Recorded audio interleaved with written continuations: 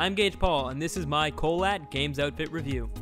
If you're a fan of horror games, Kholat will feel familiar. It has you wandering around an isolated landscape, collecting pages, trying to unravel what's going on, all while being haunted by a mysterious figure. It's apparent that Kholat has been heavily influenced by the game Slender. A stronger narrative, although cliché, combined with an isolating mountainous environment pulls you into the game at first. But a huge lack of direction and pacing issues kept me from truly enjoying this game. As far as horror stories go, Kholat is safe, yet still interesting enough to keep you going through the game.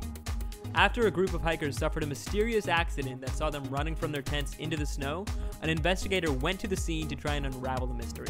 You don't actually appear to be playing as the investigator, but as a different character altogether, who is also trying to figure out what happened.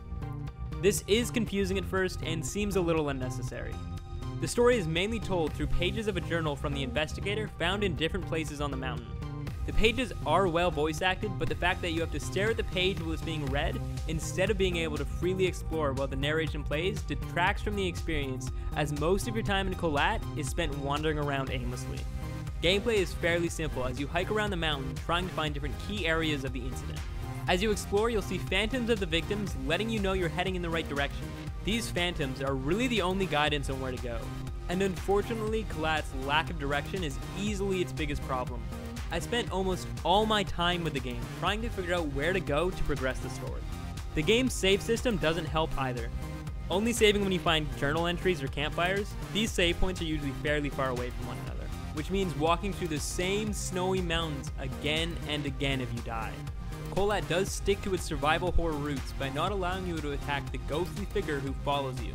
He appears as simply a human-like silhouette and walks very slowly towards you, allowing you to easily run away. Unfortunately, the spirit is not very horrifying. He also doesn't appear very often, and maybe once only every 5 minutes. Although the phantom did not spawn often, I ran into a few specific cases where it spawned right in front of me, causing an instant death. This set me back 10 to 15 minutes of game time at multiple points. Although the game wasn't very frightening as a whole, I can at least commend it for not using cheap jump scares to make the game scarier. My favorite part of Kholat was easily its setting. The snowy mountains truly feel isolated and divorced from civilization. Unfortunately, wandering around them endlessly with no sense of where to go quickly kills any sense of immersion. It's easy to get lost in Kholat's secluded winter mountains.